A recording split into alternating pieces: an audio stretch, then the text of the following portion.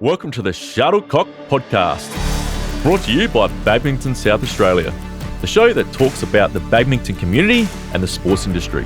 Thanks to our amazing sponsors, Badminton Australia, Bendigo Bank West Beach, and O'Neill Sportswear.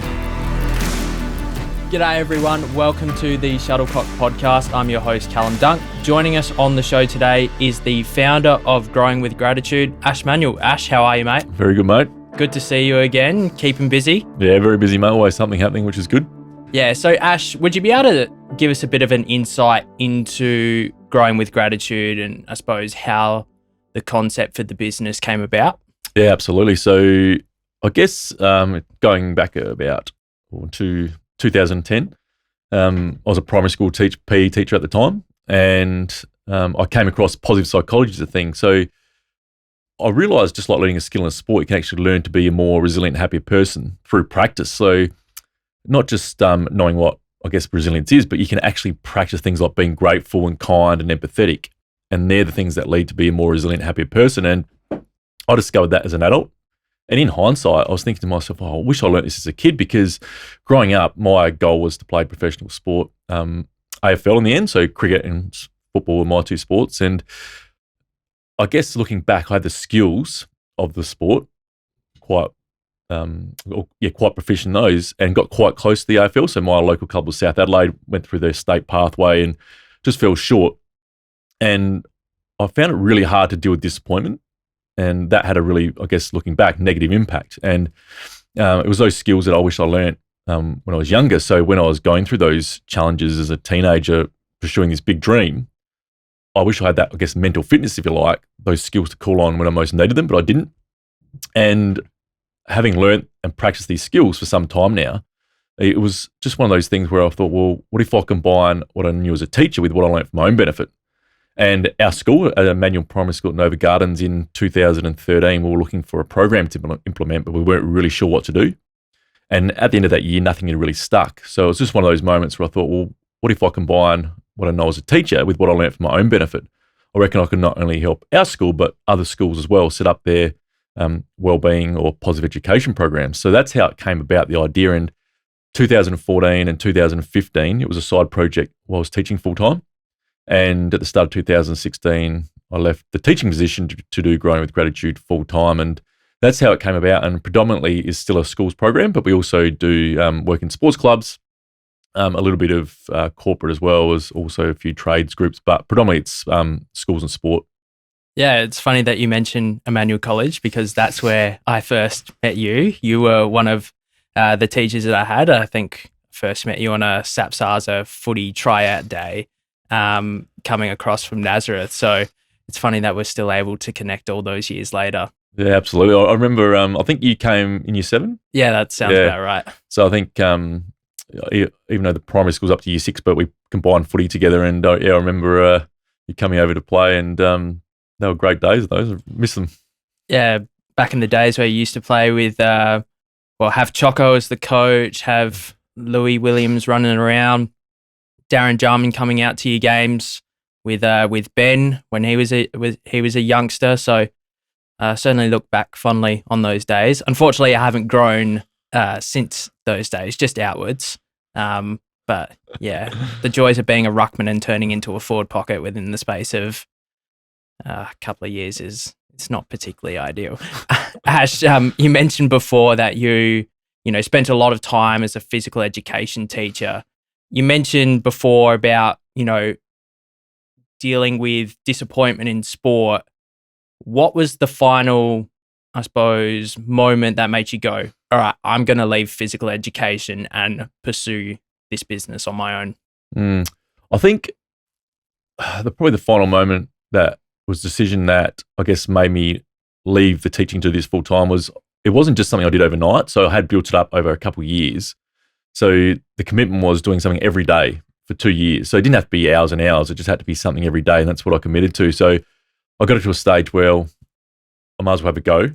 But I wasn't sure if I'm going to take that leap. So Robert Hoff at Emmanuel Primary School, he was the principal, and he knew what I was doing, and he was very supportive. And it was one of those moments where I sat in his office, like at the end of 2015, I said, what do you think I should do?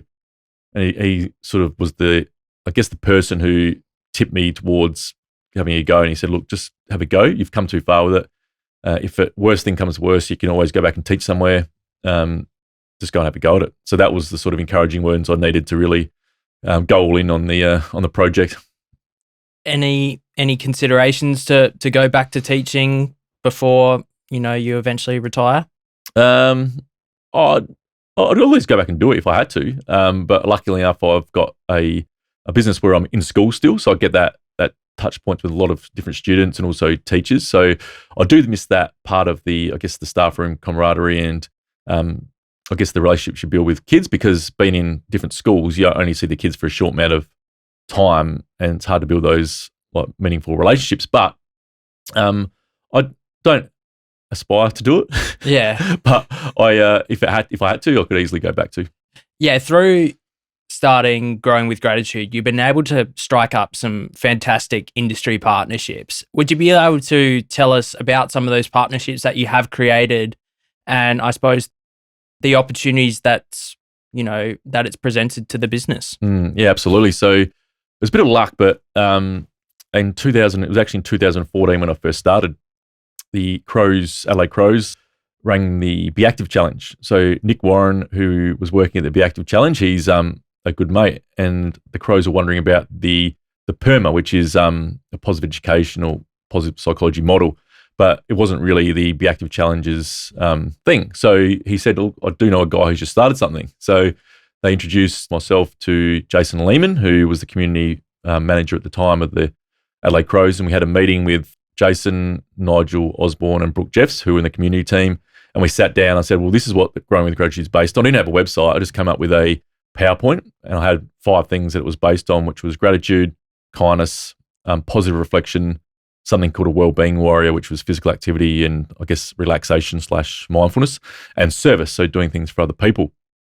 And I just showed them that this is what the outline is, and they really liked the concept. So from there, we developed a co-branded program that the Crows would take out to primary schools and deliver as part of their community engagement.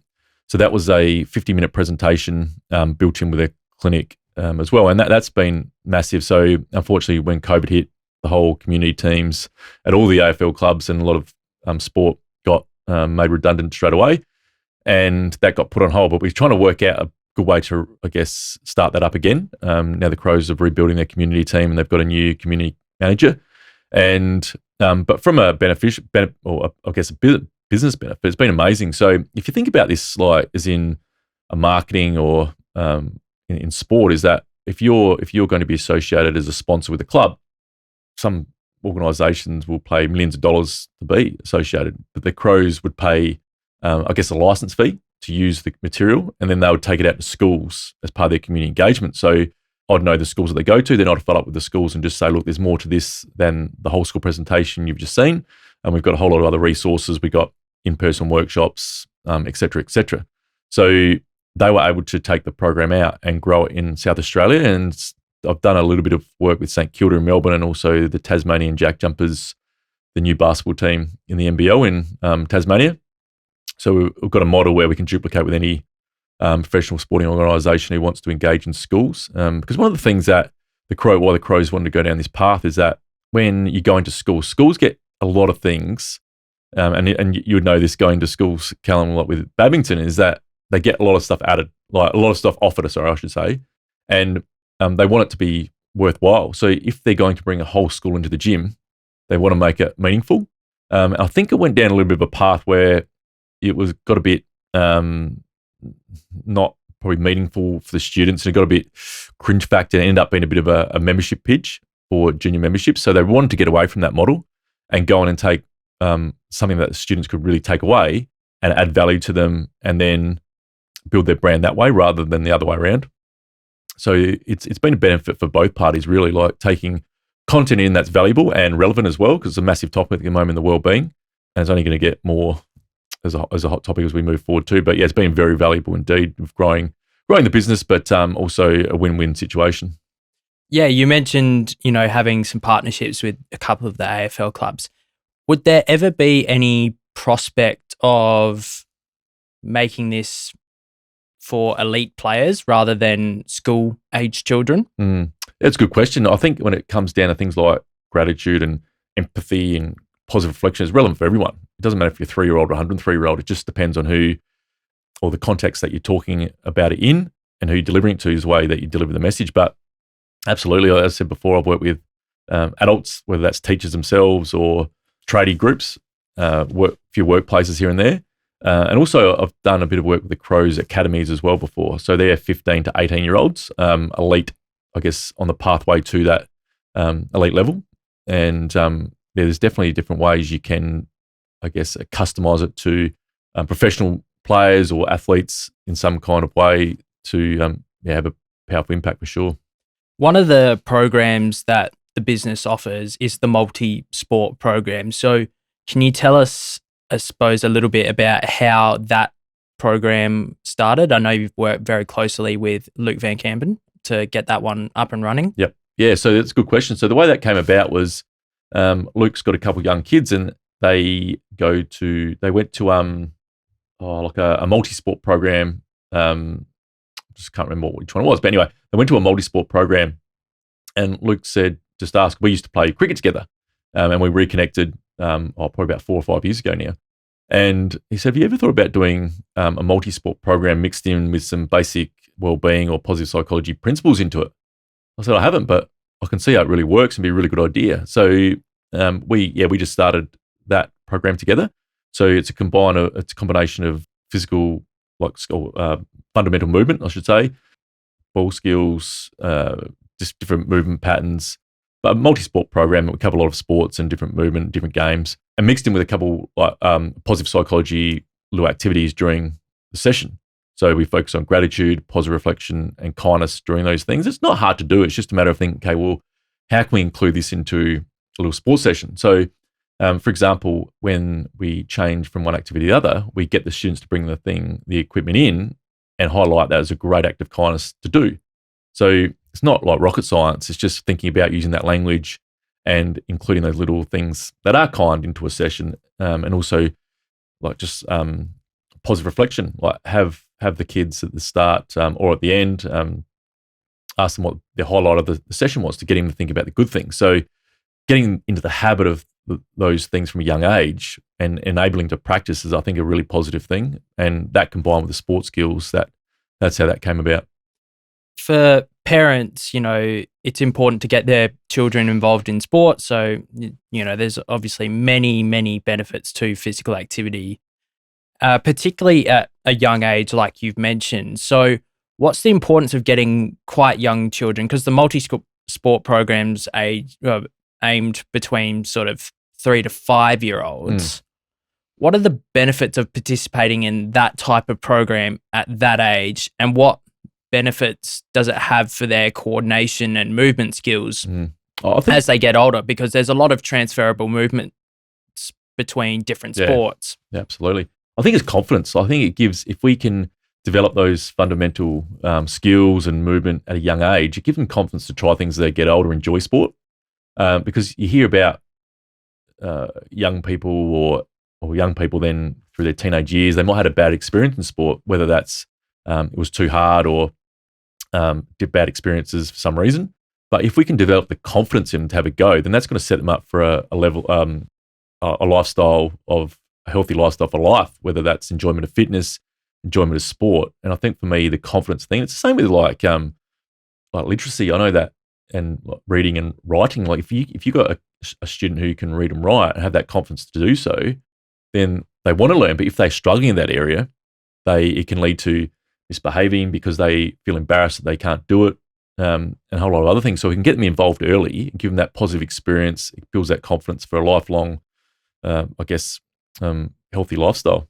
Yeah, creating those healthy habits at a young age from some research that I've done into fundamental movement skills can help, people to have a much more positive relationship with physical activity as they get older, because we see, high dropout rates in the late teens, and we want to do everything that we can to try and, keep kids in sport for as long as possible.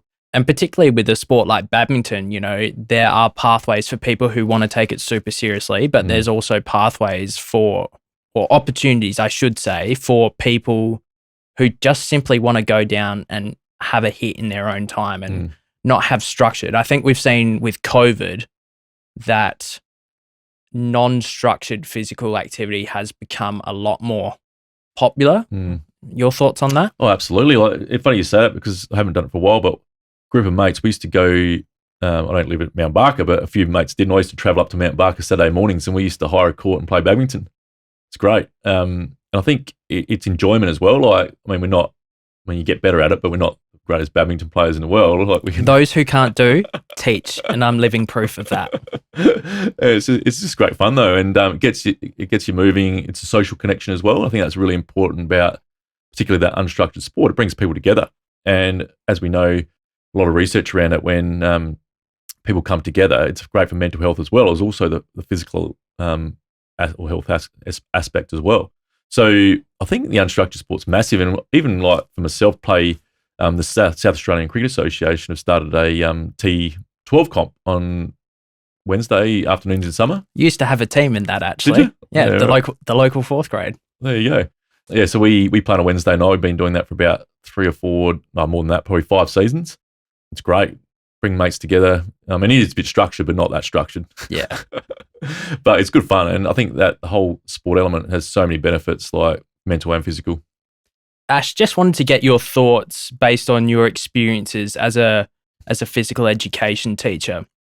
What advice would you have to potentially young teachers or, coaches who want to obviously look out for the students in terms of their physical health, but also their mental well-being? Yeah, no, it's a really good question because I think one thing I've really worked, study what works really well, and I've just come up with a bit of philosophy about this, and I think I've called it the four-step how-to framework, or cycle. So basically, it starts out with commitment. So you might understand the benefit, but then you've got to be committed to actually doing it. So if it's a PE teacher or a sports coach, and you understand that, okay, mental well-being is just as important as the physical, or how we, game plans and things like that. It's about committing to it. Like, okay, I see this is really important. I'm actually going to commit to make sure I include these in training sessions and match days. That's a commitment. And then the second one is allocating the time. So it doesn't have to be hours and hours at training. It might be just 2 or 3 minutes here and there to come up with a little activity. And I'll give you an example in a couple of minutes. But allocating the time in a training session or a match day. And then consistency. So it's not a sprint. It's got to be a marathon. So it's got to be, week after week, month after month, season after season, to really embed these habits into, who the people are, the lives of the people, to make it a habit. And it's the same with like learning the skills of the sport that you're playing, whether that's badminton. Like the more repetition we have, the better we get at it. Yeah, you don't want to practice exactly the same way every time, but at the end of the day, like, you don't do the same drills in badminton every minute of every session. You might play like the smash shot, and you might practice in a few different ways to keep it interesting, because it can get boring if you do repetitive. But it's the same thing with the mental well-being side. You want to make it consistent, but have variety in the way you practice. So that's the first 3 steps. And the main one and the most crucial one is the last one, is about, okay, well, that's all great, but how do we actually do it? How do we make it happen in training sessions and matches? So, for example, a great one that Matrix Netball Club did a couple of years ago, I think it was a treasurer actually, she, from what I understand, had a pretty tough job, and there wouldn't be too many positive comments as the stages. So what one of the teams did, they wrote a beautiful, each player had an opportunity to write a beautiful letter. They put an envelope. I think they gave her a little box of chocolates or a bunch of flowers, and they gave this appreciation note to her about thanking them for what she does around the club, because it's a volunteer role. And she opened it, she broke down in tears and said, I've never had anybody thank me for what I do. This is like amazing. And so through that, I think it teaches people about appreciation as well. So particularly younger people, but also as adults, sometimes we forget about, okay, well, who are the people that make the sport happen? And so many people are volunteers in sport. And it's just about remembering about, in this example, about people that make the sport actually happen. And same with Goodwood Saints Football Club as well. So we did a umpire appreciation activity. So one of the questions asked, what do you get frustrated about on the field? And a lot of them would say the umpire. And and then we sort of debriefed after that. I said, I noticed that a lot of you said that you get frustrated on the field by an umpire. And then we had that conversation about the empathy thing and also the appreciation. So the appreciation part is, well, if we don't have umpires, do we play? No, we don't. So do umpires make mistakes? Yeah. Do we make mistakes as players? Yeah. So it's one of those people that we make sure that the players understand that, okay, well, the umpire plays an important part, and sometimes we take that person for granted. So we did that same activity. Every player wrote a little note to the umpire, and it had to be genuine. Well, we checked them first before they went in an envelope, and the idea was to give them that after the game, just to really show their appreciation for umpiring. And it gets the players to understand and remember that, okay, well, they play a key role in the game, and sometimes we might take for granted.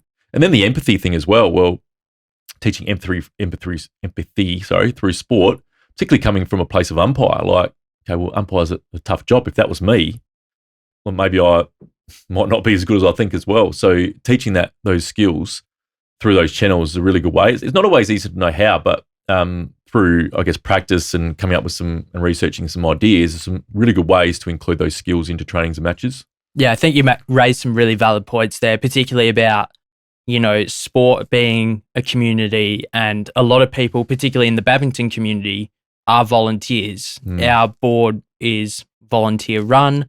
There was myself and Leanne, and the eventual new DO who comes in as office administrators, and then we got a group of casuals who go out and help us deliver the programs. So, it's important to remember that people in sport are volunteers, and everyone's trying their best. There's no doubt about it.